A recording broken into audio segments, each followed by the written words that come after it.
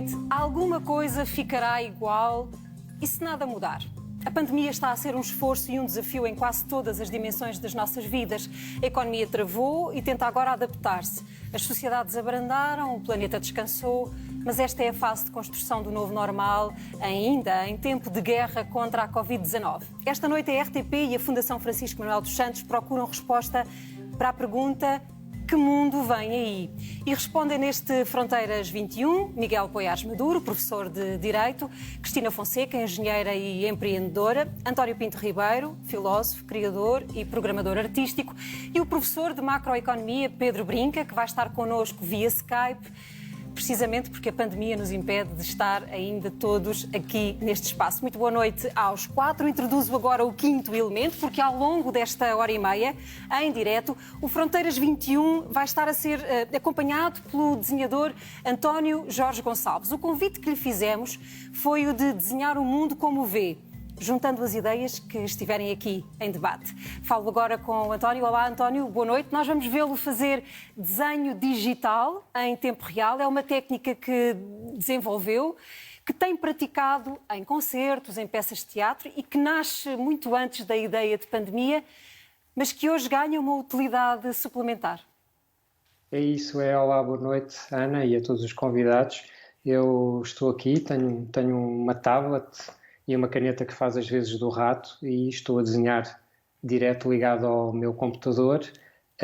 E é verdade, é uma técnica que eu já venho a usar já há bastantes anos, já desde 2003, mas que me permite tudo aquilo que eu desenho com esta caneta via computador aparecer em qualquer lado, projetado num edifício, projetado no ecrã de um telemóvel, num televisor.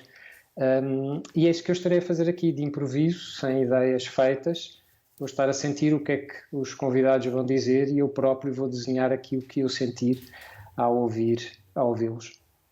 António, peço-lhe que faça o primeiro traço, se é que já considera que é possível, para que o possamos ver. Exatamente, tudo aquilo que eu desenhar aqui será visto aí. Muito bem. É o traço do António Jorge Gonçalves. Nós vamos poder acompanhá-lo ao longo de todo o Fronteiras 21, ao longo destes 90 minutos. É a visão do mundo, pela mão deste desenhador, a que acrescentamos as ideias que nascerem e que forem trabalhadas aqui nesta conversa. Muito boa noite a todos novamente. E o que vos peço, antes de acrescentar à nossa mesa opiniões de convidados estrangeiros, que convidámos também, o que vos peço é, se é possível hoje, arriscarem uma marca que a pandemia deixa, de que possam ter praticamente a certeza. Miguel, começo por si. Então, eu diria a consciência da incerteza como condição existencial da nossa vida individual e coletiva. Acho que há imensas marcas possíveis desta pandemia e vamos discuti-las e falar delas seguramente ao nível da organização social, económica, política, imensas, mas mesmo quais é que vão ser marcas duradouras e quais é que são meramente conjunturais, mesmo em relação a isso temos incerteza. E eu acho que essa condição e essa consciência da incerteza, que é algo que provavelmente muitas gerações tiveram em períodos de guerra, a minha geração e as gerações subsequentes provavelmente nunca tiveram plena. Nós dávamos muito por garantido um certo grau de estabilidade.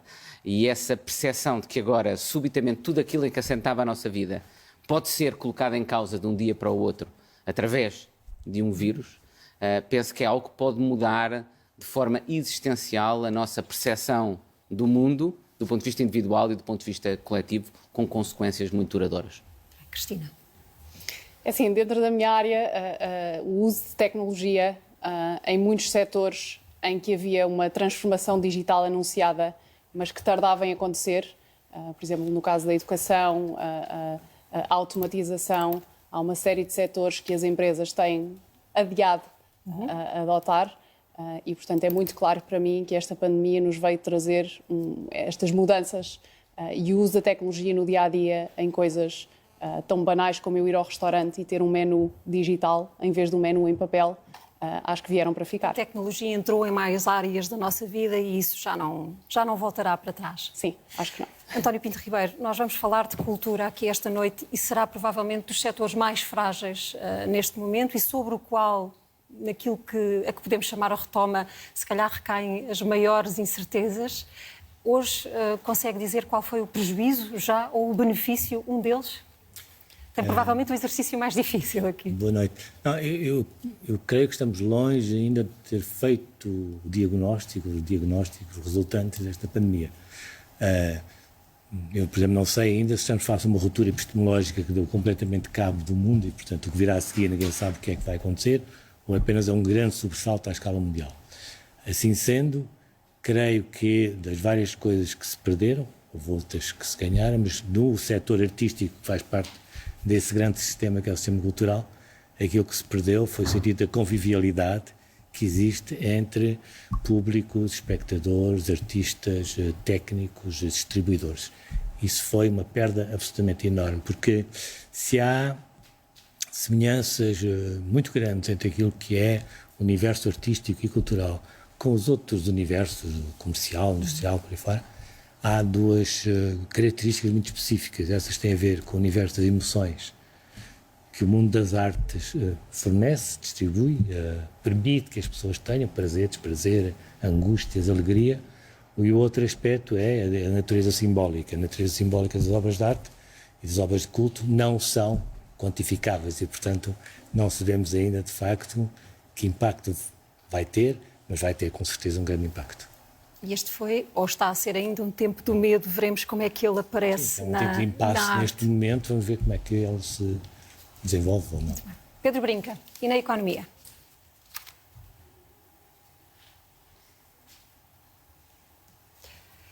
Pedro Brinca está connosco por Skype, é macroeconomista. Convidámo-lo para nos ajudar a olhar daqui para a frente. O confinamento, o arranque desta pandemia paralisou a economia em praticamente todo o planeta. E o que lhe pergunto, Pedro, vou tentar novamente perceber se está connosco ou não, é que marca é que acha que ficou já impossível de apagar? Pelo positivo ou pelo lado negativo? Bom, vamos tentar então recuperar. Esta é uma das marcas, se me permitem a nota pessoal, mais negativa da pandemia em televisão, que foi a introdução do Skype e que espero que possamos livrar-nos dele muito rapidamente. Mas mesmo então... aí tem uma vantagem, já agora, se me permite. Tem uma vantagem. Por exemplo, uma maior diversidade de representação. Permite... É verdade. Se nós tivermos só pessoas em estúdio, por exemplo, aqui em Portugal, são sobretudo pessoas de Lisboa. Podendo ter mais físico, sim. Eu sei que nunca é a mesma coisa, mas num certo sentido, se calhar permitiu a outras pessoas que de outra forma não podiam participar, estar presente em debates, ver as suas vozes representadas no nosso debate público, ter essa oportunidade. E tendo essa oportunidade, pode ser que depois até fisicamente passem a vir mais às televisões, porque também é necessário mais diversidade aí. Eu melhoro a minha crítica e desejo só que as condições tecnológicas melhorem tanto que não se perceba que os convidados estão por Skype. Vamos então introduzir aqui a opinião do filósofo francês Bernard-Henri Lévy. Nós convidámo-lo para se juntar à reflexão desta noite. Ele acaba de escrever um livro que ainda não foi editado em Portugal, que se chama Um Vírus que nos Enlouquece. E ele observa aqui nesta obra a pandemia e as reações dos seus atores. O autor critica os excessos, a ditadura do medo. E nesta entrevista, a jornalista Rosária Salgueiro avisou que a pobreza agravada pela Covid vai provocar convulsões sociais. E voilà. Ai, mas eu tenho um azar com o Skype.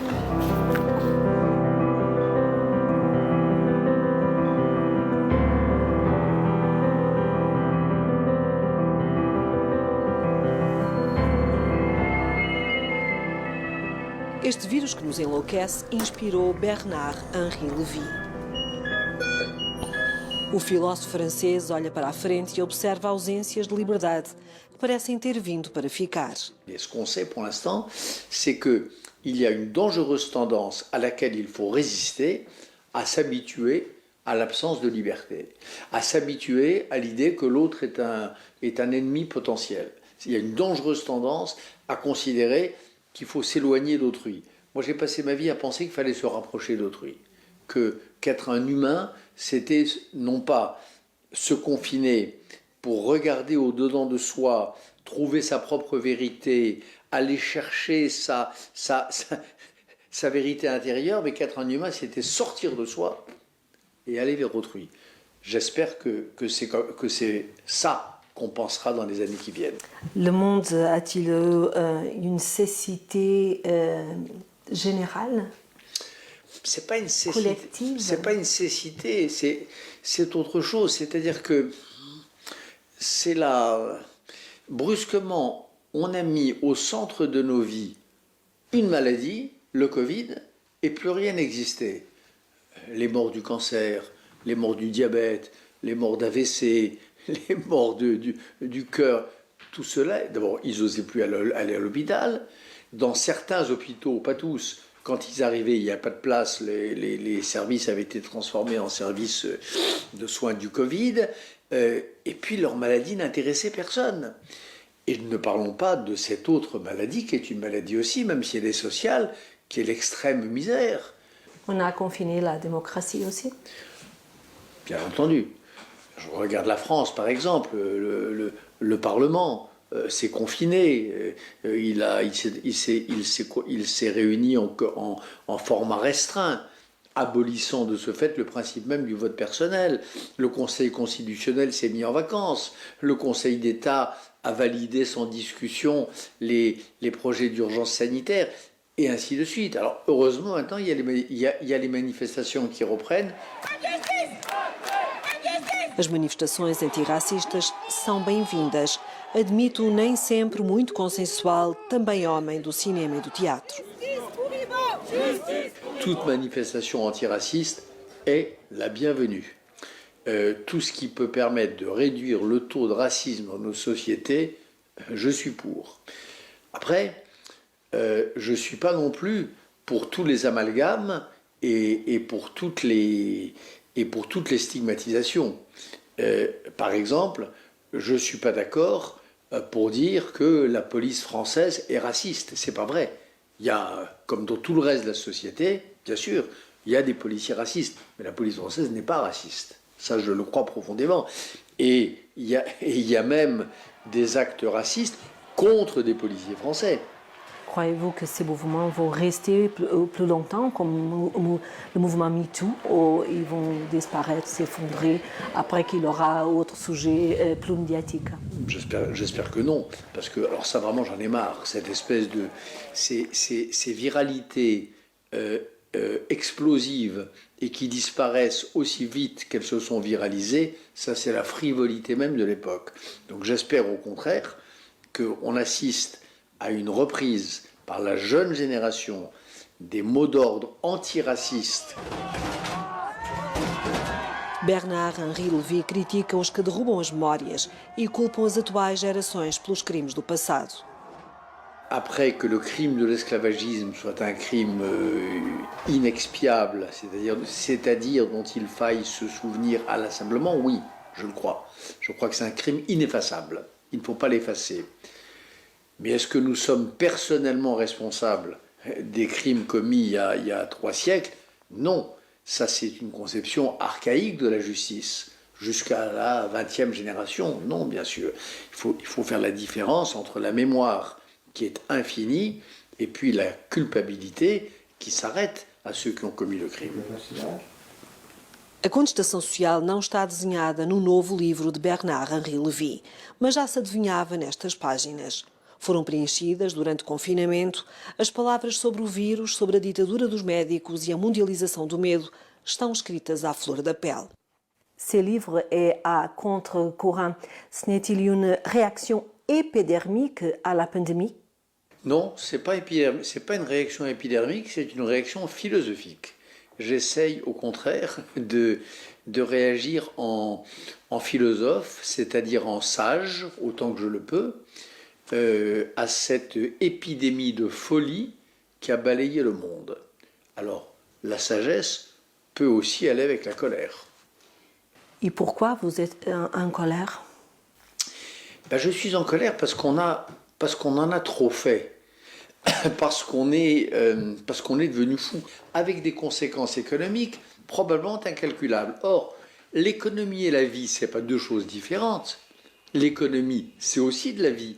L'économie, c'est de la pauvreté, c'est du chômage, c'est de la misère humaine, c'est des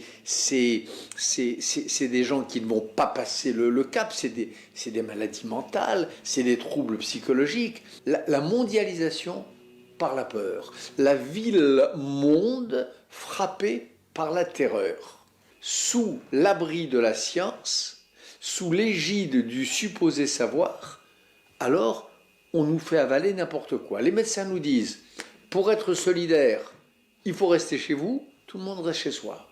Les médecins nous disent, le contact avec l'autre est un contact mortifère, plus de contact.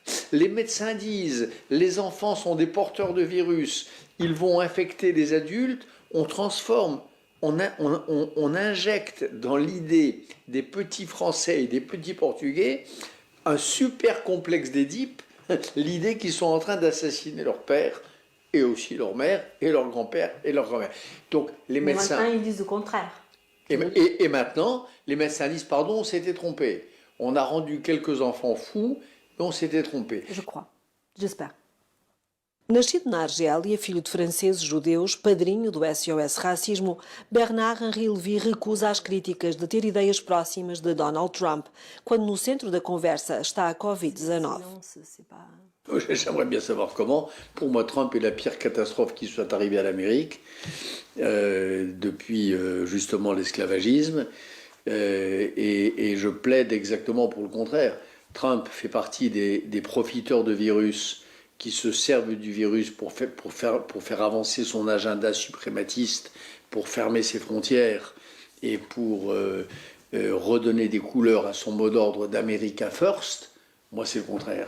Moi, je suis partisan de l'ouverture à l'autre, je suis partisan du partage des richesses, je suis partisan que les démocraties retrouvent leur vocation, qui est de tendre la main aux plus démunis.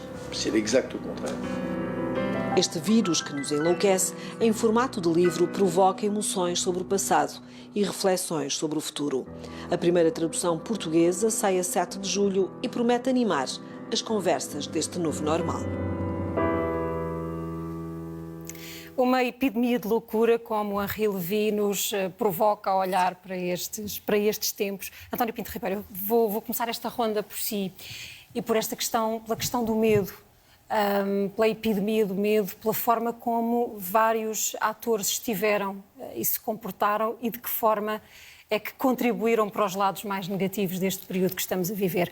E eu lembro-me que, ao falar consigo, me dizia o medo tem sido... o medo tem proporcionado lindas obras de arte na história da humanidade. Este tipo de medo também? Também. Há dois aspectos aqui a considerar. Um tem a ver... Aliás, o Bernard-Henri Lévy falava um pouco disso, como o vírus se tornou um parasita do nosso cotidiano, não é?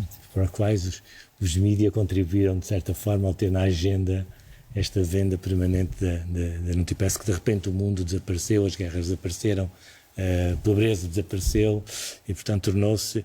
E a dose foi de tal forma que se inculcou na vida das pessoas, nas relações entre as pessoas, de tal forma que hoje as pessoas têm medo de tocar. Pois, podemos falar um pouco disso mais tarde. Mas há, de facto, uma situação que eu estou muito interessado em saber que tipo de produções artísticas resultam desta experiência, primeiro da pandemia e depois do confinamento. Porque parte substantiva da história das artes e da cultura decorre justamente das grandes guerras, das situações de catástrofe, das guerras, sejam elas exteriores, sejam as guerras internas. Quer dizer, todos nós que vemos ou gostamos, ou mais ou menos, do Tarkovsky, do Bergman, ou da Paula Rego, sabemos que estamos a assistir a medos interiores, não é? Que são expulsos cá fora. Eu estou muito curioso em relação a isso. Creio que já há algumas experiências, houve diários que foram escritos muito à flor da pele, e, portanto, resta saber que, eventualmente, num futuro próximo, vai haver algumas obras que resultam desta experiência dilacerante para muita gente e, particularmente, para os artistas, creio eu. Cristina, na sua área, na área das empresas, na área da inovação, na área da invenção de ideias novas, este período foi desafiante? Foi desafiante, sobretudo porque nós trabalhamos, no meu setor, nós trabalhamos com empresas muito numa fase inicial, mas que têm alto potencial, e houve dois tipos de empresas. Houve as empresas que tiveram que travar, que se calhar trabalham no setor da restauração, da hotelaria, das viagens, mas depois, para dar dois exemplos muito concretos, nós temos uma empresa que se foca na área da saúde mental e, portanto, permite ter acesso a consultas de terapia online e, portanto, eles estão com um crescimento altamente acelerado. E isto, obviamente, que a situação proporcionou essa procura. Outras, tudo que seja áreas de entrega de comida online. Portanto, há claramente uma série de setores que explodiu e isso fomentou o nosso investimento e a mudança de hábitos das pessoas. E, portanto, eu especificamente tive muito a trabalhar do lado da oportunidade que esta crise nos trouxe. E gosto de ser positiva nesse aspecto. E estive próxima de algumas organizações, até se calhar um bocadinho maiores, e que nós poderíamos considerar mais lentas na questão da mudança, e vi organizações a fazer o que se calhar demoraria 6 meses a 1 ano, porque os processos de decisão são lentos, porque é preciso orquestrar várias equipas e departamentos, e de repente estas pessoas percebem que têm que se modernizar e em 3 semanas fazem o que se calhar lhes demoraria 3 anos. E, portanto, vi isto a acontecer de forma muito orgânica, com muita tolerância e com trabalho de equipa. Mas diria que há setores que não vão conseguir reconverter-se, e isso tem a ver com geração, por exemplo, desses gestores? Eu acho que as pessoas foram obrigadas a reconverter-se. Tem-se falado muito da reconversão e do reskilling, que é o termo em inglês, mas era uma promessa que tardava em chegar, porque ninguém tinha um plano concreto para fazer isto acontecer. Porque eu, por muito que saiba que provavelmente o meu trabalho daqui a 5 a 10 anos não vai existir da forma como eu o conheço hoje, é difícil para mim ver um plano de transformação se eu tiver 30 anos de carreira a fazer o mesmo trabalho da mesma forma. E eu acho que nós falávamos muito desta transformação, mas não conseguíamos ter um plano para ela acontecer. E ela aconteceu em alguns setores. Há setores, obviamente, em que as pessoas pura e simplesmente não tiveram forma de trabalhar durante a pandemia, mas outras conseguiram reinventar-se. Os professores, por exemplo. Quantos professores tinham até alguma aversão a usar ferramentas digitais e de repente estão a dar aulas no Zoom e a fazer upload de vídeos para o YouTube? E, portanto, acho que há uma certa beleza em perceber que as pessoas conseguiram reinventar-se. Miguel, e esta capacidade de reação de alguns setores da sociedade melhora ou piora as relações desta sociedade com o Estado, com o seu poder político? Pode funcionar das duas formas, ou seja, desde logo esta reação de medo que as pessoas têm.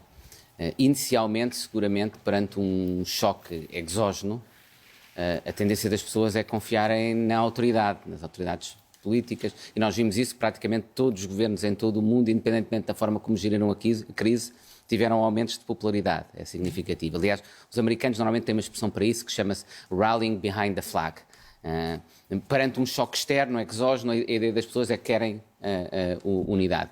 E isso leva também, por exemplo, a uma procura de maior consenso na política e, portanto, vai em sentido contrário a uma preocupação muito grande que existia, que era uma política cada vez mais fragmentada, mais radicalizada. Portanto, pode ter, desse ponto de vista, um lado positivo. Também já agora a importância dada à ciência e aos especialistas, exatamente, que é algo que voltou a ser importante e que, por exemplo, os movimentos populistas colocavam em causa. A ideia de que nós poderíamos deliberar sobre tudo, incluindo sobre aquilo que é matéria de ciência. E o reconhecimento de que ter acesso à informação não é conhecimento, são coisas diferentes, é muito importante para a democracia e, portanto, isso significa que nós temos de ter algumas fontes a que concedemos a autoridade, a que reconhecemos a autoridade, para definir, por exemplo, aquilo que é a ciência, aquilo que é verdade ou é mentira em determinadas questões. Desse ponto de vista, há uma evolução positiva. Mas há também riscos e preocupações grandes. desde logo, tem a ver com a exploração desse medo. Nós assistimos a isso, a que regimes, mesmo regimes ainda democráticos, mas com tendências autoritárias, regimes democráticos e liberais, como se diz hoje em dia, o caso mais falado na Europa é a Hungria, que, usando e explorando o estado de emergência, adotaram leis e assumiram poderes que diminuem ainda mais os mecanismos de checks and balance, de controle, de separação de poderes e os direitos fundamentais nestes Estados. O Parlamento foi suspenso. Exatamente. Mas nós também tivemos quase um Parlamento suspenso, mas para além disso o que é preocupante é que em alguns desses Estados houve por parte de alguns governos, Hungria ou na Índia, para sairmos fora do continente europeu, a assunção de poderes numa lógica não meramente transitória, mas numa lógica já estrutural de longo prazo. E essa exploração do medo, de forma a manipular esse medo para obter uma maior concentração de poder, é uma das coisas mais preocupantes e que nós temos ao longo da história. Aliás, a própria arte e cultura frequentemente representa isso. Eu estou a lembrar de um objeto de arte mais popular, mas que eu considero um objeto de arte, que é a Guerra das Estrelas, que eu costumo usar para os meus alunos e dizer que é uma metáfora sobre como é que uma democracia, uma república, se transforma numa ditadura. E, aliás, uma frase belíssima a respeito do medo do Obi-Wan Kenobi, que é uma espécie de filósofo na Guerra das Estrelas, em que ele diz: a insegurança alimenta o medo conduz à raiva e a raiva é o caminho para o lado escuro da força. E, portanto, isso basicamente depois é demonstrado na Guerra das Estrelas, que é as pessoas com medo confiam todo o poder ao imperador e transformam-se numa república, passa a ser uma democracia. Aliás, há outra cena belíssima já agora na Guerra das Estrelas, em que quando isso acontece, quando o imperador assume todos os poderes, todos aplaudem. E a princesa Leia diz: então é assim que acaba uma democracia, com um enorme aplauso.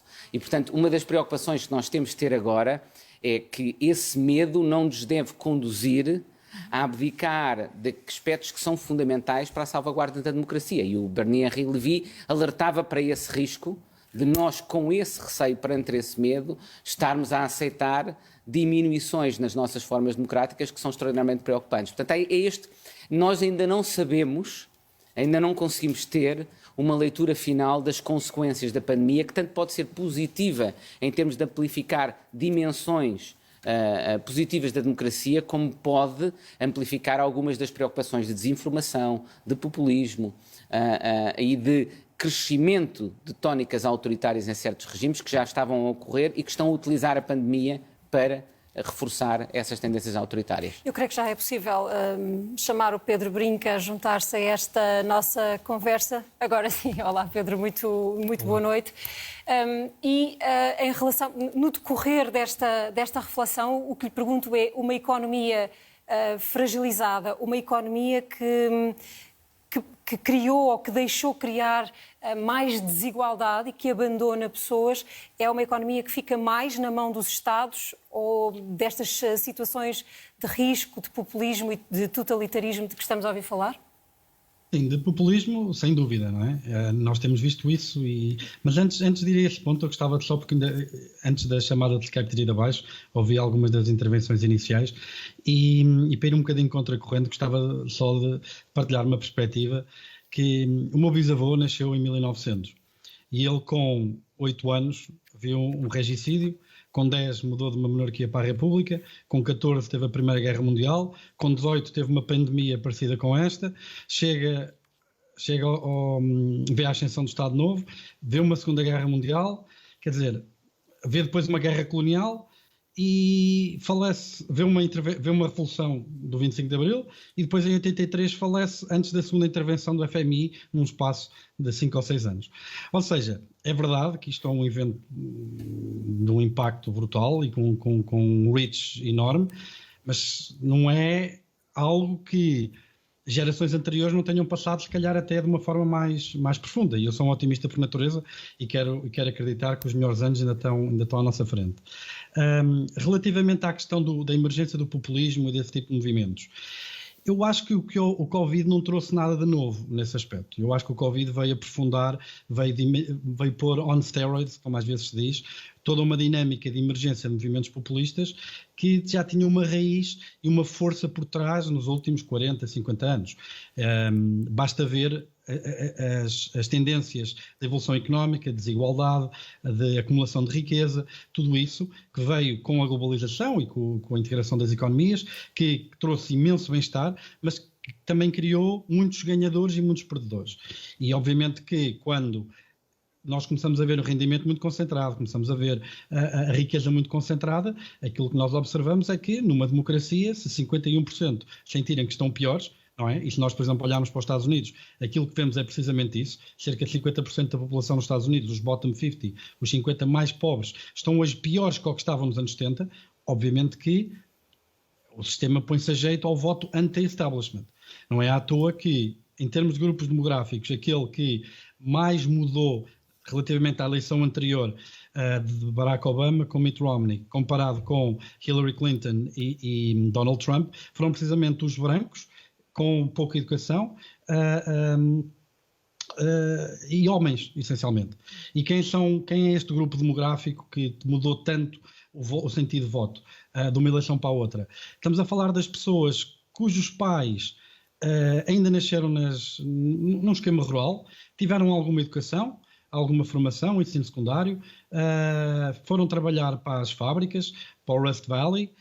Foi a primeira geração a ter um frigorífico, a primeira geração a ter um carro, a primeira geração a ir passar férias à Flórida. E depois temos uma geração dos filhos destes, não é? Que fizeram exatamente aquilo que os pais fizeram. Foram para a escola, foram para o liceu, depois não estudaram mais e foram trabalhar para as fábricas de Detroit e companhia. E estão muito pior. Já saíram da classe média e estão muito em baixo. E essas pessoas que nos últimos 40 anos tiveram uma perda enorme do nível de vida, estão zangadas. Não é à toa, eu lembro-me o primeiro debate entre a Hillary e o Donald Trump. A Hillary começou primeiro, está há 5 minutos a falar sobre todas as medidas económicas e políticas e de política estrangeira, internacional, etc., que queria tomar.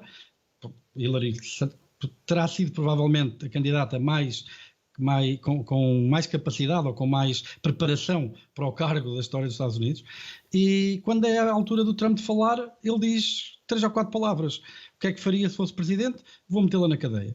Ou seja, as pessoas estão zangadas, não é? As pessoas estão zangadas. Nós vemos a emergência de movimentos populares em Portugal, na Polónia, vemos na Grécia, vemos no resto da Europa, e reflete muito este sentimento de muita gente que o establishment e o status quo lhes falharam, ok?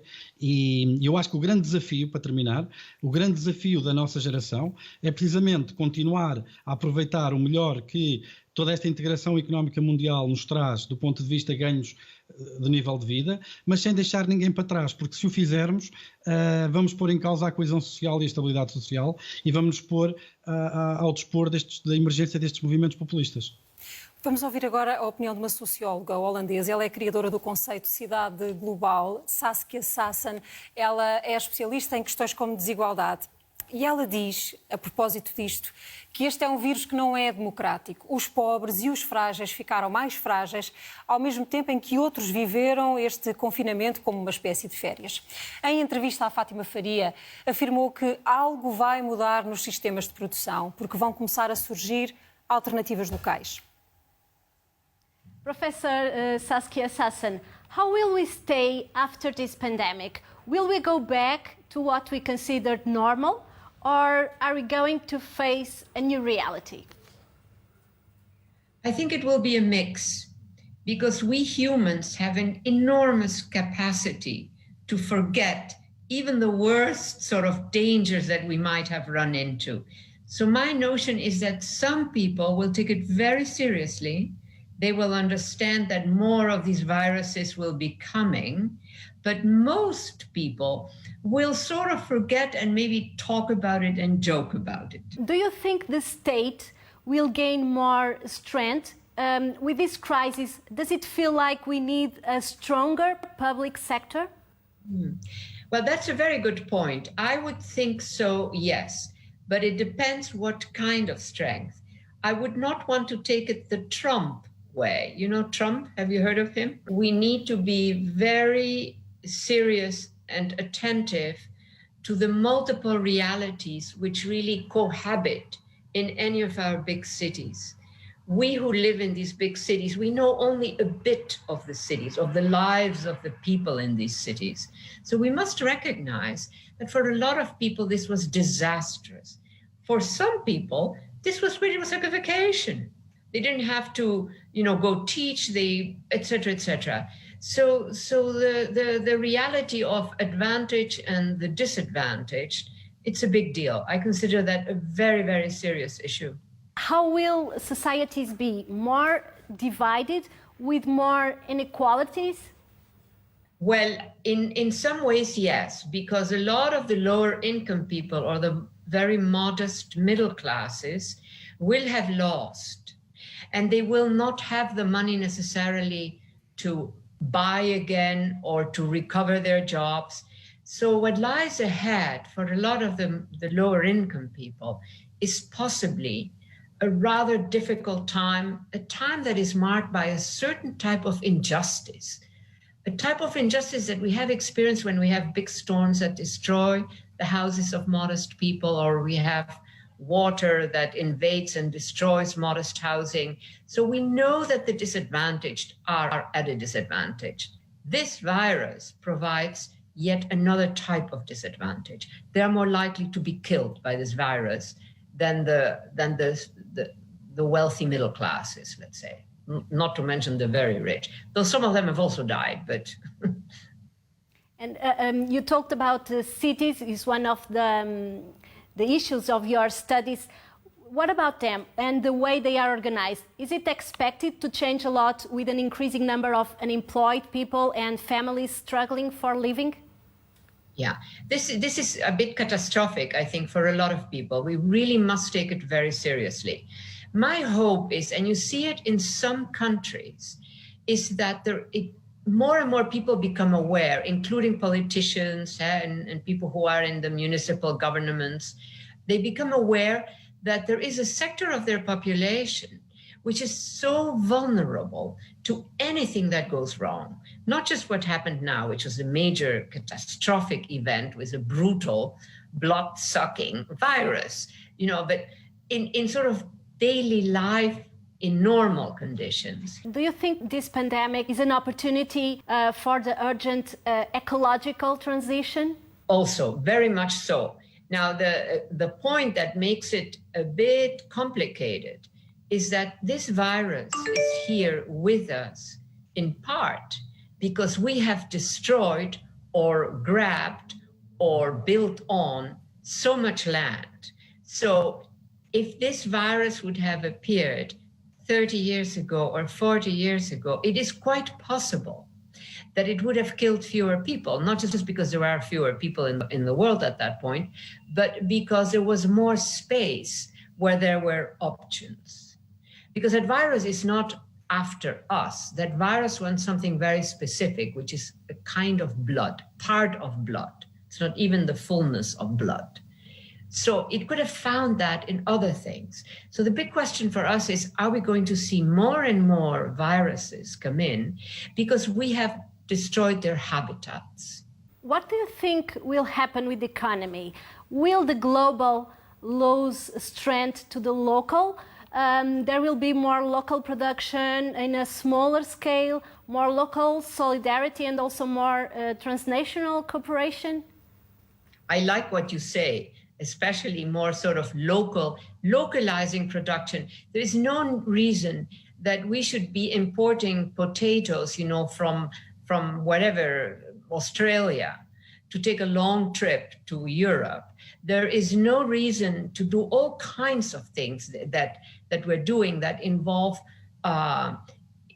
sort of an intermediate sector that really wins, right? Because they gain from having these long transports, they make money that way. That is what we must kill. Whatever we can produce locally, we should produce locally. And hopefully some of that has happened in this crisis, at least in some cities, because that was the only way to get food.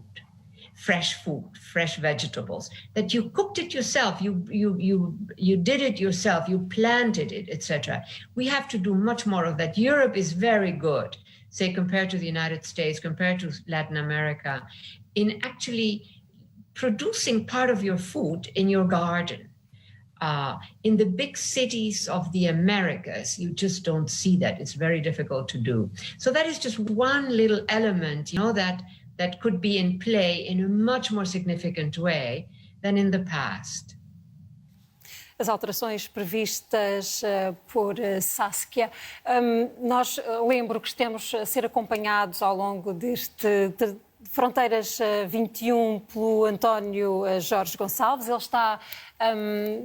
acabámos de falar sobre as cidades globais e é neste ponto que está o desenho que se vai construindo ao longo desta nossa conversa. Ora, estamos a falar sobre desigualdades, sobre as respostas a esta pandemia. Ela em Portugal custou milhares de postos de trabalho. O regime de layoff foi uma ferramenta para proteger emprego durante a paralisação. O desemprego afetou mais mulheres do que homens, num total de 1.364.486 trabalhadores. A indústria transformadora foi a que mais recorreu ao layoff simplificado, seguida do comércio e reparação de veículos, alojamento e restauração. Das mais de 113 mil empresas em causa, 24% estão na região de Lisboa, 19% no Porto e 10% em Braga. Este instrumento, o layoff, vai ser para muitas empresas a antecâmara da falência. Os consultores que analisam o comportamento dos mercados prevêem que a pandemia acelere uma revolução que começava já na indústria e nos modos de produção. Neste setor, tal como Saskia, Olivier Scalabre, do Boston Consulting Group, em Paris, afirma que vai haver menos globalização. A indústria vai procurar menor escala e produção próxima dos mercados. Olivier Scalabre, in recent years you have been talking about the fourth production revolution. Is this pandemic an opportunity to accelerate this revolution? Yes, I'm convinced it is.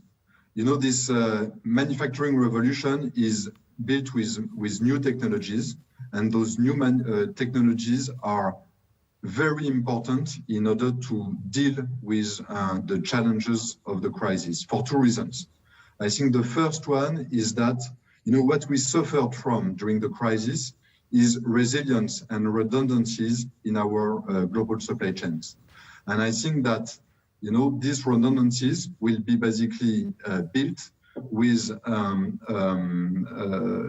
factories that are more local, more regional, and that are closer to consumer markets. Because if there is one factory close to a market that is stopped by a pandemic, for example, then another one serving another region will be able to take over it. The second thing that happened during the crisis is that we had to be much more flexible. Some factories that were producing, fabrics had produced masks. Some others that were producing cars have produced ventilators, and those changes have to happen, in only a few weeks. And this has been possible thanks to new technologies. For example, if you take augmented reality, you are able, to manufacture a product by following simple gestures. And this has been a key component, for having workers assemble ventilators, even if they have never done it before. They just had to follow the movement and the gesture. So that is one practical example. I think we need more flexibility and we need to have more production closer to consumer market. And I think those trends were existing before the crisis, and they will be accelerated, by the crisis itself. And in which sectors of industry will this change be felt first? There are some specific sectors that will be more visible now? I think I think this is basically a trend, that affected all markets for several reasons. I think the first one is the fact that if you look at, macroeconomics, the salary are converging between low-cost markets and other regions, other countries, in Asia or other countries in Europe or other countries in Mexico. For example, in China, basically, the cost of manufacturing is higher in China than it is in the south of the United States at the moment. It's the same, in Europe. You have Poland or Czech republics, which is basically almost at same cost of China. So this was happening before. And can these changes in production also lead to the environmental revolution that the planet needs? Yes, I'm convinced of that as well. The super specialization of and globalization of supply chain has been hit by the crisis. If you look, for example, Apple, and you take an iPhone, if you take all the components that are produced, in very specific countries, in order to reach and to be assembled in your iPhone, all the components, if you add the distance they traveled, it's basically the distance from the Earth to the Moon. Wow. And this is basically because one country is producing one component, another country is producing another component, and so on. And all those countries are basically all over the world. And the crisis so this has a huge impact, on sustainability, obviously, because we cannot afford having products travel the whole world before they reach their end consumers. And with the crisis, we all found that this model was not the most effective one. Because imagine that the pandemic is hitting one country, then it's the whole supply chain of electronics that is basically broken down. And therefore, having much more localized component production assembled much more locally is basically something which is good for resilience and for the pandemics. And this is something that is good for the environment as well. Will these changes also require changes in education? The universities must adapt themselves to this new reality? Yeah. For the last few decades, we have told our students and in universities that manufacturing was something that was happening far away, that this was something that was happening in China and so on, and that the future of their works was not in manufacturing but in other sectors.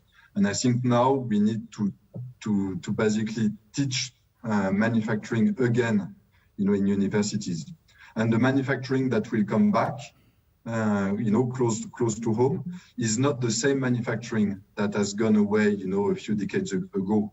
It's a manufacturing with a lot of new technologies inside. We talked about additive manufacturing. We talked about augmented reality. We talked about Internet of Things. We talked about analytics. And so we need to be prepared and reskill, our people in order to be able to cope, with those new technologies. Saskia Sassane e Olivier Scalabro falam-nos então deste novo olhar sobre a globalização com um recuo, mas que eu creio que tanto que nos dois pensadores será mais na área da indústria. Nós temos algumas perguntas dos telespectadores do Fronteiras 21 que nos vão acompanhando na preparação do site ao longo das semanas e tenho uma pergunta para si, que decorre deste raciocínio de, provavelmente na indústria sim, haverá a cautela de não ficarmos dependentes de centros de produção que estão muito longe de nós e que podem bloquear cadeias de produção, mas em todas as outras áreas parece que estamos a ganhar mobilidade. E a pergunta que o João Carriço faz e que gostava de dirigir a si é se com as experiências positivas que estamos a ter na área do teletrabalho, por exemplo, olhando para Portugal em concreto, se isso não permite pedir às pessoas que voltem a olhar para o interior, que voltem a viver no interior e, através desta experiência, olhar para a organização do território de uma forma mais eficiente. Pode ser uma das consequências positivas, embora eu lamento hoje não ter muita certeza de nada ainda, e vou dizer novamente que tanto podem existir consequências positivas como consequências negativas. Uma consequência positiva pode ser essa, porque a partir do momento em que as pessoas podem trabalhar de qualquer local, podem ir à procura de melhor qualidade de vida no interior e, portanto, isso levar, sobretudo, à deslocalização de massa crítica para o interior, pessoas até mais qualificadas, porque é sobretudo para esses, já agora, que nós que o teletrabalho, o trabalho remoto funciona, não é? Não é para os operários tradicionais, é para aqueles que têm trabalho, sobretudo, intelectual, e essa é uma diferença importante também. Mas pode levar a que pessoas desse género se deslocalizem dentro do nosso território para o interior, para territórios de baixa densidade, e, portanto, isso pode aumentar a coesão territorial, reforçando a massa crítica nestes territórios. Também pode ser positivo ao nível do impacto ambiental. Menos viagens, menos deslocações, pode ser positivo. E pode ter essa vantagem ao nível da própria qualidade de vida das pessoas, mas também pode ter exatamente o efeito contrário. Desde logo na qualidade de vida das pessoas, porque se pode ser ótimo estar em casa, depende depois da autonomia que a pessoa tem, e se essa autonomia não é controlada também remotamente pelo empregador, de uma forma até mais intensiva do que era na organização tradicional de trabalho. Portanto, isso vai colocar problemas importantes, até do próprio ponto de vista do direito de trabalho, tudo isso. Também pode ter uma consequência negativa ao nível da exclusão digital. Por exemplo, é fantástico que as pessoas possam ter acesso a conteúdos educativos por via online, por via digital, que antes não tinham. Mas a realidade é que é muito diferente uma criança um meio com pais com fortes qualificações que lhes podem dar apoio quando termina a aula online, não é? E os podem ajudar e esclarecer dúvidas, crianças que não têm esse apoio em casa, não é? E eu temo muito que o ensino digital pode ter as suas virtualidades, mas do meu ponto de vista vai agravar imenso as desigualdades e dificultar ainda mais o funcionamento do elevador social. É uma das consequências mais negativas potencialmente desta crise que eu assisto. E pode ser negativo também ao nível do emprego. Porque, quer dizer, esta deslocação para o remoto, em muitas áreas, está associada também a uma deslocação para a inteligência artificial e para a robótica. Ou seja, por exemplo, a produção na indústria mais local já estava a ocorrer, independentemente da pandemia. Havia muitas empresas nos Estados da América que estavam a regressar aos Estados da América. Porquê? Porque com a produção através de robôs, de forma automatizada, com a inteligência artificial, não é necessário mão de obra e, portanto, o custo da mão de obra, que era o que os tinha levado a deslocalizar para países com custo de mão de obra muito mais baixo, deixou de ser relevante. Mas isso não significa que isso vá criar emprego nesses países. E há muitas outras áreas, quer dizer, a Facebook, por exemplo, utilizou esta pandemia não apenas para aumentar o trabalho à distância, mas também para substituir muitos postos de trabalho por mecanismos de inteligência artificial. E, portanto, nós vamos ter ao nível do emprego um impacto. Não é que não exista novo emprego, mas o problema é que muitas das pessoas que faziam os empregos anteriores não são as mesmas que podem fazer esses novos empregos. E, portanto, nós vamos ter um problema redistributivo muito importante e significativo. E de requalificação de pessoas, provavelmente, que podem ficar de fora. Sendo que a requalificação para alguns destes tipos de empregos, temos de ser sérios, não é fácil. E, em muitos casos, não é possível, sobretudo em determinadas faixas etárias. Pedro Brinca, nós olhamos para um modelo económico que exploramos há décadas, mas que mostra que num mês ou dois deixa tudo em causa. Isto é o suficiente para o reconvertermos também, ou como me dizia ontem, quando falávamos sobre isto, a morte do capitalismo é uma notícia manifestamente exagerada? Eu acho que é manifestamente exagerada.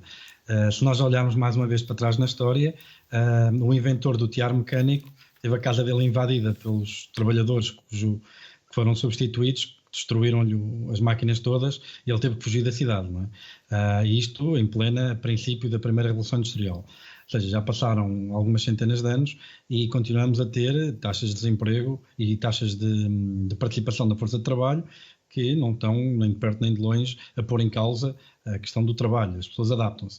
O que eu acho que é fundamentalmente diferente, e eu acho que isto também já foi abordado antes aqui no programa, tem a ver com a velocidade. Okay? Tem a ver com a velocidade com que esta adoção está a acontecer, da maneira como foi potenciada por esta questão da pandemia, e como disse o Miguel e bem, há emprego que é destruído, há emprego que é criado, mas aqui o grande problema é que esta transição geracional, com a velocidade que é adotada, os novos empregos são tipicamente aproveitados, se quisermos pôr assim, pelas novas gerações que vão entrando no mercado de trabalho e que têm estas novas ferramentas e estão mais bem preparados para as desempenhar, estas tarefas que vão aparecer e que vão se tornar mais importantes. E daí que a questão da requalificação torna-se manifestamente importante. Eu concordo, é um problema difícil, mas é um problema que de alguma forma vamos ter que ultrapassar, no limite, quanto mais não seja, através de políticas sociais que possam permitir uma transição, a trabalhadores que já estão muito perto da reforma, que possam permitir uma transição minimamente digna para a reforma. Nesse sentido, eu não estou a ver nada de fundamentalmente diferente nestas dinâmicas que já não tínhamos observado ao longo da história. Talvez a questão da velocidade, que põe em causa ainda mais essas políticas de requalificação, não sendo possível a requalificação, as redes de suporte social que possam permitir a estas pessoas fazer a transição para outro tipo de vida de uma forma mais digna. Na cultura, o localismo não é uma solução que traga muito desenvolvimento? Não, aliás, pode ser bastante penalizador, porque um dos aspectos mais interessantes que existe no sistema cultural e nas artes é a partilha de imaginários. Ora, quanto mais os imaginários forem diversificados, quanto mais eles forem internacionalizados, mais rica é a nossa vida, mais é rica também a vida das outras pessoas. Acresce que hoje todo o sistema artístico se fundamenta na circulação, na coprodução, na colaboração internacional.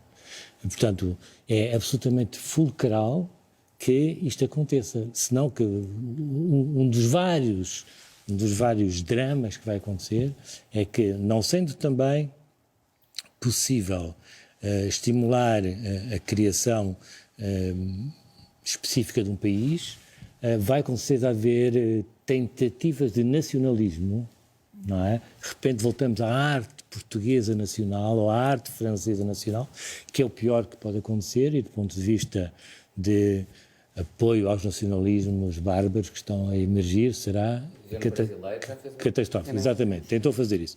Mas, se me permite, eu gostava de voltar à primeira intervenção do Pedro Brinca, porque eu não estou rigorosamente nada de acordo com ele. Acho que a passagem da monarquia à república, os 54 países africanos que se libertaram, a Primeira Grande Guerra, a Segunda Grande Guerra, a Revolução Sexual... da vida do avô do Pedro Brinca, sim. Quer dizer, isto mudou toda a gente, mudou o mundo todo, mudou do ponto de vista novamente cultural e artístico, quer dizer, criou o jazz, criou a dança contemporânea, criou o novo cinema, nós hoje vamos dançar às discotecas africanas, porque de repente houve um conjunto de músicos que puderam ir para a Europa. Quer dizer, há todo um universo de transformação cultural no século XX impensável sem as grandes transformações que foram dadas exatamente por aquilo que são choques de natureza epistemológica que decorrem ou de guerras ou de... A queda do Berlim, que à partida foi foi dado um dado absolutamente extraordinário do ponto de vista da democracia, teve depois consequências desastrosas. Agora, há um aspecto que eu acho que, de facto, o capitalismo não morreu, está longe de morrer. Agora, há regimes e modos de funcionar dentro do capitalismo que, na sua diversidade, podem ser mais justos ou menos justos. Aquilo que eu vejo ao assistir ao ver o conjunto de dados estatísticos que nos forneceu, é que o modelo operativo em Portugal e na maior parte dos países europeus, esse modelo, esse regime da economia, falhou. Esse sim falhou. E falhou completamente. Por isso é que as pessoas estão ao abandono hoje em dia. Diz-se, mas ninguém estava à espera da epidemia. Não é bem assim, porque de facto houve alguns avisos já no século XX. Mas também me assusta a ideia do regresso veloz, rápido, ao anterior regime económico. Porque isso quer dizer que voltamos à precariedade dos artistas, que voltamos à grande diferença que existe entre os grandes empresários. Isto só para situar no universo da cultura. Aos grandes empresários capazes de rentabilizar projetos que são muito, muito lucrativos, enquanto outros vivem em situações de limite de precariedade. Não é? Eu percebi a ideia do localismo nesse ponto de vista de fechamento sobre uma identidade específica, Mas nós temos, quando olhamos para o território português, temos uma desorganização monumental da cultura. Ela não está presente com a mesma intensidade ou com a mesma qualidade no território, o que provoca até um desperdício, como acontece em Lisboa, onde a oferta é quase impossível de acompanhar. Isso tem a ver com o regime de consumo. Quer dizer, exatamente como o outro consumismo que nós fazemos no dia-a-dia, esse regime de consumo também se alastra e contamina também aquilo chamada erradamente oferta cultural. Então tem que haver alguma contenção. A grande dificuldade é equilibrar entre a liberdade criativa, a liberdade que todos nós temos de criar, e ao mesmo tempo reduzir essa oferta cultural. Eu vou convidar o António Jorge Gonçalves a voltar, se calhar a parar a caneta só um bocadinho e a entrar nesta nossa conversa, porque o António está neste momento, eu na verdade nem sei muito bem em que cidade é que está, mas está aqui, transformou um desenho numa arte performativa e na verdade nós estamos aqui, estamos a ver o desenho que está a construir, esta é a sua visão do mundo e a forma como vai desenhando as palavras que estão também aqui a ser ditas e pode estar em qualquer parte do mundo, aqui, em Tóquio. Isto é o advento de uma nova arte ou não? Isto é uma coisa muito concreta.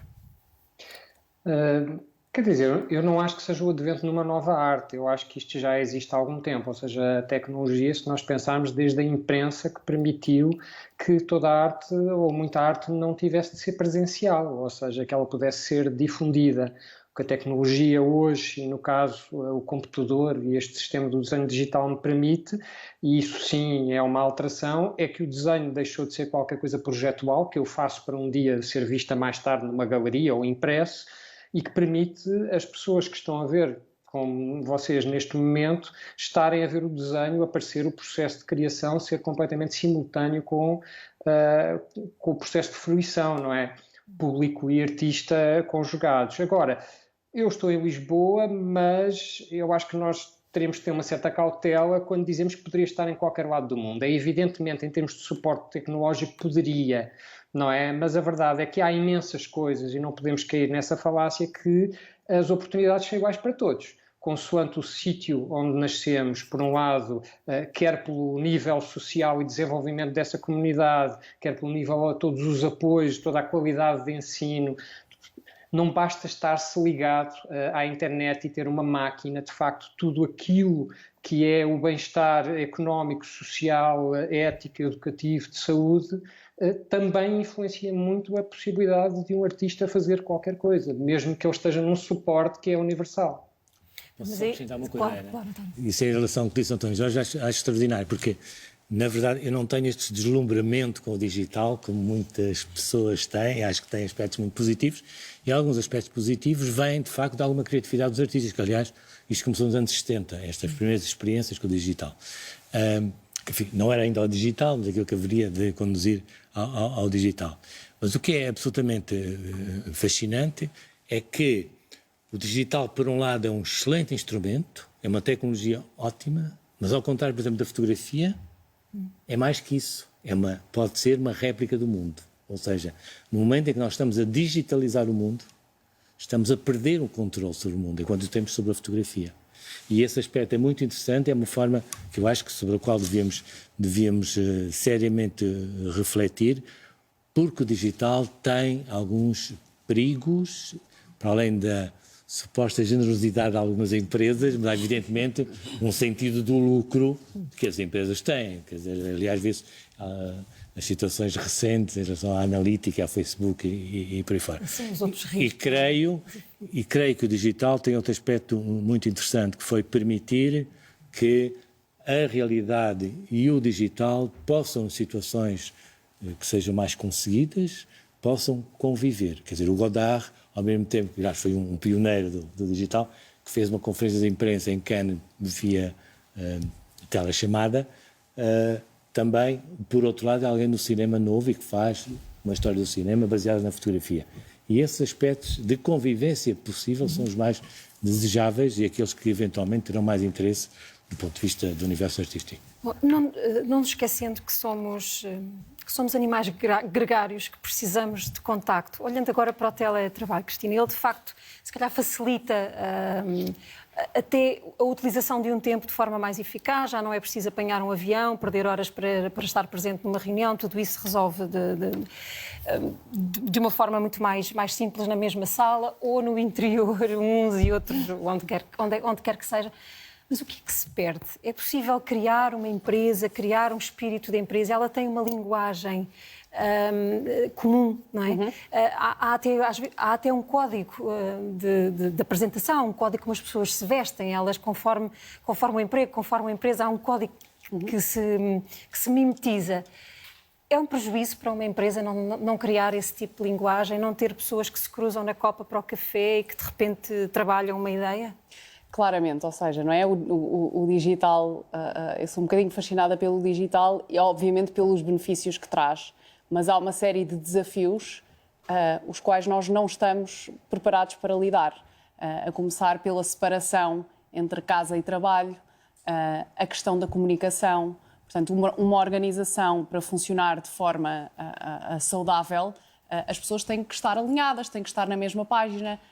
Muita dessa comunicação acontece de forma casual. Ou seja, eu se estiver num espaço físico sentada com os meus colegas de trabalho, há muita informação que eu vou absorvendo desse contexto. E, portanto, se eu estiver em teletrabalho, ou eu crio mecânicas para passar esse contexto, ou então as pessoas sentem-se perdidas, esquecidas, não incluídas numa série de iniciativas, os próprios líderes não estão habituados a comunicar desta nova forma e isto traz esses desafios adicionais. Há organizações que, por exemplo, no meu caso, nós trabalhamos muito com organizações que têm escritórios em diversas geografias e, em alguns casos, até, por exemplo, em Portugal e nos Estados Unidos, com 8 horas de diferença, e já há algum conhecimento e as pessoas foram desenvolvendo técnicas para conseguir trabalhar deste modo. Daí que seja mais fácil.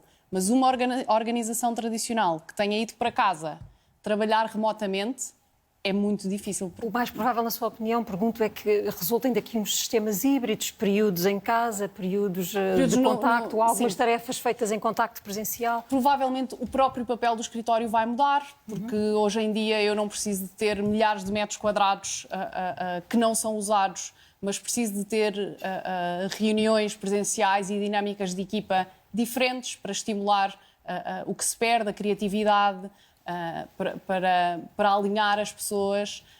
E, portanto, eu acho que, para além da forma de trabalho, o papel do escritório, a própria liderança, a forma de liderança, há muitos desafios aqui e há muito trabalho a fazer nas organizações daqui para a frente. E trabalha-se mais? Trabalha-se muito mais. Trabalha-se muito mais, até porque é difícil criar a barreira entre o que é o espaço pessoal e o espaço de trabalho, e essa é outra das questões. Portanto, as pessoas passaram a trabalhar, algumas delas, na mesa em que fazem as refeições de família. E, portanto, o espaço individual foi invadido pelo trabalho. Portanto, é normal. As pessoas, muitas vezes, eu vi pessoas a acordar às 5 da manhã porque têm alguma dificuldade em conciliar a sua vida de família com a vida profissional. E, portanto, isto é um desafio. Só para resolvermos aqui a questão do digital com a cultura, com a arte, por muito generosa que seja a indústria digial, por muito... dúvidas. Precisamos do cheiro, precisamos do toque, exatamente. Precisamos da presença dos outros, não é? Ir a um museu também, essa experiência também contém o estarem lá mais pessoas, ou menos, ou muitas. Eu acho que tivemos dois tipos de perdas evidentes, enfim, para além das perdas de benefícios para grande parte dos trabalhadores, tivemos duas perdas enormes nesta experiência agora de confronto com o ecrã. Uma foi a perda da perspectiva. Quer dizer, voltamos, de repente, demos um salto ao pré-renascimento. Há sempre 3D, a gente sabe disso, mas nem toda a gente tem acesso. Além disso, nem toda a gente tem acesso ao 3D. A outra coisa que foi o corpo. Recordar-nos-emos que, na sequência das revoluções sexuais dos anos 60, houve uma glorificação do corpo enorme. O corpo era glorioso, o corpo era fashionable, tudo aquilo era fantástico. E o que aconteceu nos anos 80 com a SIDA foi a mortificação do corpo, que passou a ser uma via de contaminação, uma forma de contaminarmos o mundo, nos contaminarmos a nós e, portanto, teve essas implicações do ponto de vista social, do ponto de vista da recusa de contacto, do medo do outro, tudo isso, e teve impacto direto nas artes.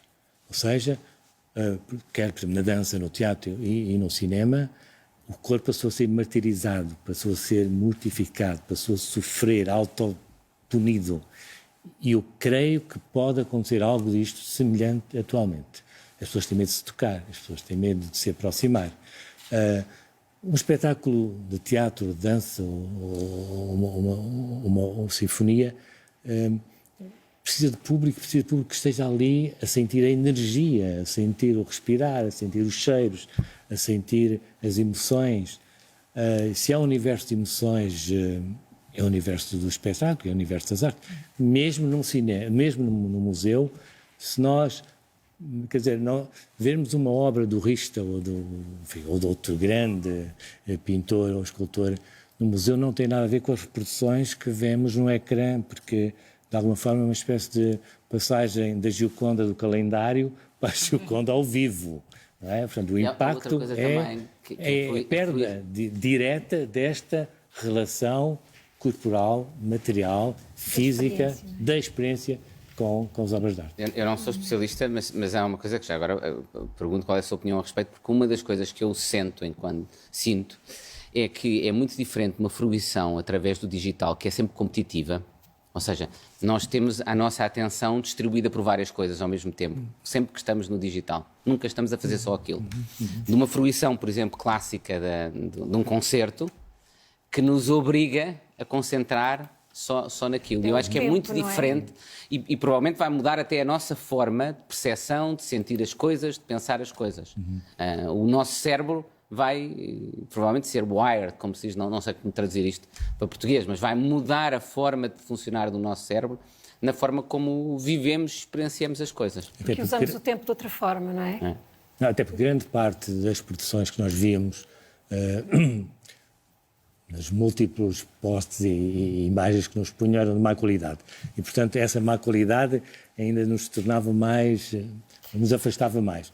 Agora, quer dizer, não tem rigorosamente nada a ver, nós estamos face a um ecrã deste tamanho, quando uma pintura pode ser enorme, gigantesca, não controlamos, não sentimos, não temos aquela materialidade. Apesar de eu ter visto excelentes concertos de bossa nova transmitidos, e apesar de ter visto a Ópera de Paris a dançar de uma forma extraordinária. Tem uma função de democratização, por exemplo, ao nível académico, uma das coisas que se vai passar é que vai haver disponibilização de conferências por grandes professores, de aulas por grandes professores, que de outra forma não estariam acessíveis a tantas pessoas no mundo. Portanto, também há isso, a Cristina dizia isso, também há esse aspecto de democratização no acesso a conteúdos, eu estou a pensar sobretudo conteúdos científicos, que é muito importante. Nós temos ainda um outro convidado neste Fronteiras 21 e o tempo está de facto a voar, mas nós vamos continuar a olhar para dentro de nós, vamos olhar para aquilo que tem sido o registro de consumo. Já aqui falámos de capitalismo, não é necessário voltar lá, mas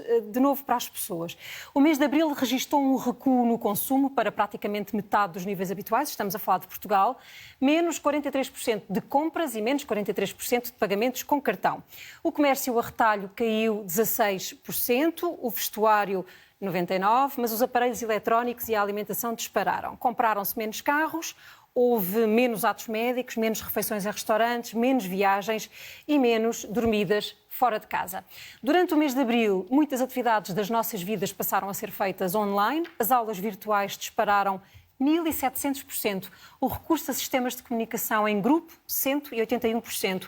As compras online aumentaram 39% e as consultas de telemedicina, 30%. Ao nível das empresas também houve transição de funções para o digital. Na segunda metade do mês de maio, 53% das empresas tiveram funcionários em regime de teletrabalho. Nos primeiros 15 dias deste mês de junho, as encomendas de refeições online tinham, em relação a janeiro deste ano, crescido quase 80%. O uso massivo da internet pode ser uma oportunidade de negócios para muitos portugueses, se for aproveitado o potencial de exportação. Bernardo Correia é diretor da Google em Portugal e acredita que a internet vai ser uma aliada fundamental para a educação, para a economia e até para a saúde mental. Teletrabalho, compras online, o uso da internet como forma de divertimento e ocupação e até como maneira de nos ligarmos uns aos outros. O futuro da internet nas nossas vidas é o tema da conversa que vamos ter com Bernardo Correia, diretor da Google em Portugal. Bernardo, pergunto-lhe em primeiro lugar que mudanças é que se prevê que aconteçam? Esta é a primeira pandemia que tem lugar no mundo digital e há uma série de pessoas que têm contactos com esses serviços digitais, tal como motores de busca, como serviços de vídeo, como redes sociais, mas acima de tudo como serviços de compra online para pequenas e médias empresas, e esses serviços vão ser absolutamente críticos para os próximos anos. Serviços da área educativa. O Google Classroom, que é um produto que nós oferecemos na maior parte das escolas e serviços educativos pelo mundo inteiro, tem neste momento qualquer coisa como 100 milhões de pessoas em utilização diária. Serviços de videoconferência para serviços de saúde, da telemedicina, por exemplo. Acho que é uma forma enorme de poupança, não só de custos do lado do Serviço Nacional de Saúde, aqui em Portugal e no mundo, mas também de tempo e de segurança do próprio consumidor final. Mas prevê-se que nós fiquemos ainda mais dependentes da internet? Eu diria que a internet se passa a tornar algo simbiótico com a maior parte das pessoas e que traz ganhos enormes em termos da capacidade das pessoas de obterem essa informação precisa na altura certa. As pessoas querem conteúdo com autoridade, conteúdo realmente importante, porque perceberam mais do que nunca que a informação é absolutamente crítica. E esse comportamento fundamental, essa decisão do consumidor decidir, eu não quero informação que não é de confiança, eu quero informação que é realmente, pode-me salvar a vida. Isso observou-se muito nos nossos comportamentos, no nosso motor de busca. A nível internacional, por exemplo, quando no topo da pandemia nos Estados Unidos, o número de pesquisas que nós tínhamos sobre a pandemia no Google foi 4 vezes superior ao número de pesquisas que nós tínhamos sobre o Super Bowl, que já era o nosso pico de procura. Sobre aquela notícia que saiu sobre o Facebook que quer recrutar mais 10 mil pessoas numa altura de crise como esta, como é que se justifica esta vontade de contratar mais pessoas? Isso é uma necessidade maior de quase todas as empresas, não falando só das empresas de tecnologia como a nossa ou como o Facebook, mas quase todas as empresas reforçarem os seus quadros no que toca a pessoas que entendam de digital e consigam reforçar e construir esses serviços. A internet vai proporcionar ainda mais empregos? Eu julgo que a maior parte das projeções que nós fazemos é que se as PMEs em Portugal puderem fazer essa pesquisa dos mercados internacionais como fonte de crescimento, é possível de ser otimista sobre o futuro a médio e longo prazo. A curto prazo, obviamente, as coisas vão ser complicadas, mas a médio e longo prazo esta mudança estrutural pode ser benéfica para um país como Portugal, porque tem um tecido produtivo fantástico, com pessoas com bons skills, com pessoas com capacidades e com criatividade únicas no mundo, e que até agora a única coisa que tinham dificuldade é encontrar mercados para os seus produtos, porque não tinham canais de distribuição para esses produtos. A internet pode ser o maior canal de distribuição possível para os bens produtos criados em Portugal, incluindo para o conteúdo cultural dos mídias portugueses. E é isso que a internet lhes oferece, em vez de 10 milhões de consumidores portugueses através das lojas físicas que estiverem no país, vários bilhões de pessoas conectadas à internet que podem comprar esses bens e serviços. Qualquer pessoa nos Estados Unidos pode comprar sapatos portugueses feitos pela Andandy, que é uma startup portuguesa que produz sapatos de homem feitos à medida, customizados e assinados. É uma startup que começou vendo na última crise a quantidade de sapateiros que ficaram desempregados, pegaram nesses sapateiros, fizeram deles uma força de trabalho qualificada fenomenal, produziram um produto de qualidade e encontraram um mercado potencial para aquilo no planeta inteiro. A internet ainda não proporciona a aproximação física. Pergunto-lhe se a internet pode também ser um aliado no combate ao isolamento e no combate aos problemas de saúde mental que poderão surgir depois da pandemia. É uma excelente questão. Aliás, nós estamos a ser parte de uma experiência enorme, não é? Uma sociológica de bilhões de pessoas trabalhar e conversar remotamente. Há algumas empresas portuguesas que, aliás, fazem disto um negócio. Por exemplo, há uma startup chamada Zen Club, que é uma startup portuguesa na área de mental health, da saúde mental, e que encontrou aqui uma forma de encontrar pessoas pelo mundo fora e criar uma rede de psicólogos espalhados pelo mundo fora que apoiam as pessoas remotamente através exatamente desses serviços de apoio remoto à saúde mental. Não é uma área que seja resolvida, mas acho que é uma área em que a internet nos pode aproximar, mesmo estando distantes. Os hábitos e as formas de consumo que podem estar a mudar. Pedro Brinca, depois de termos ouvido este testemunho, eu tenho uma pergunta para si de um telespectador do Fronteiras 21, Luciano Figueiredo, que pergunta se, no contexto pós-pandemia, e há pouco o Miguel Poiás Maduro referia este facto, que é toda a gente que fala da pandemia fala como se ela já tivesse acabado e ela de facto não acabou ainda. Em termos de economia e de comportamento das pessoas como agentes económicos, a pergunta do Luciano para si é se acha que as pessoas vão passar a valorizar mais as experiências do que propriamente a posse. Estamos nesse ponto ou isto ainda é um bocadinho poesia? Acho que isto é uma pergunta mais sociológica do que propriamente económica. Eu acho que qualquer previsão que possamos fazer ainda da pandemia, como disse e acabou de dizer, nós ainda estamos durante a pandemia, há uma grande incerteza relacionada às novas waves que aí vêm, há uma grande incerteza relativamente à maneira como as pessoas, adaptando-se a todo este novo contexto, vão cair num novo normal. Há uma incerteza muito grande relativamente a o que é que esse novo normal vai parecer. Há algumas certezas, ou pelo menos alguns indicadores fortes, de que há áreas que foram afetadas de forma permanente e que vão mudar. Algumas delas foram referidas. Nós falámos da questão da incerteza relacionada com as cadeias de abastecimento, a questão da relocalização da produção.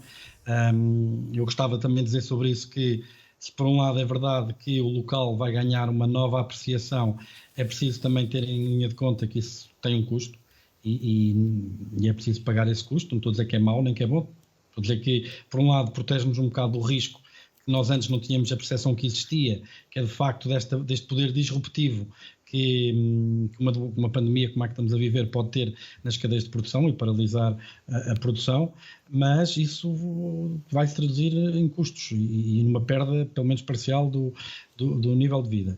Nós podemos pensar, por exemplo, que o poder disruptivo, e isso a colega falou há bocado, as pessoas são tradicionalmente um pouco resistentes à mudança e acho que este grande empurrão para a adoção do online acho que é permanente. As pessoas não vão desaprender sobre fazer uma compra online, não vão desaprender de usar um cartão de crédito ou meios de pagamento eletrónicos e pagar contas de forma eletrónica através da internet.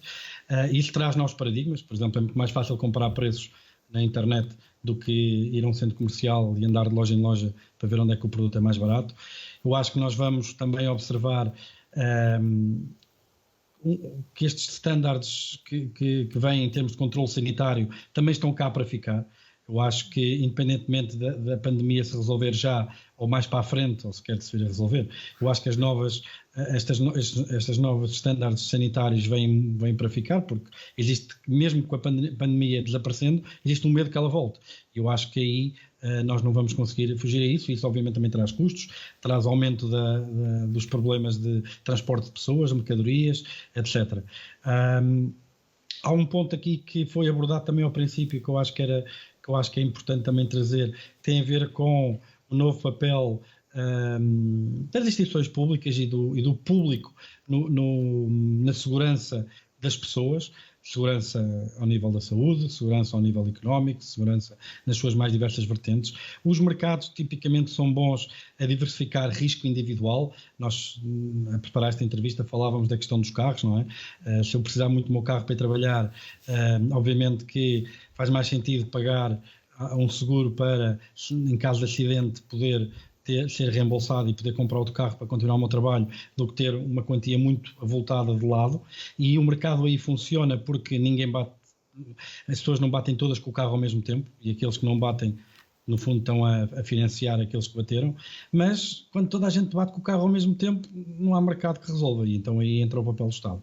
Eu acho que na Europa esse calhar não se notou tanto, porque já temos um papel forte, nomeadamente na área da saúde, etc., da presença do Estado, mas certamente será, e estou em crer que será, um fator importante numa economia como a americana.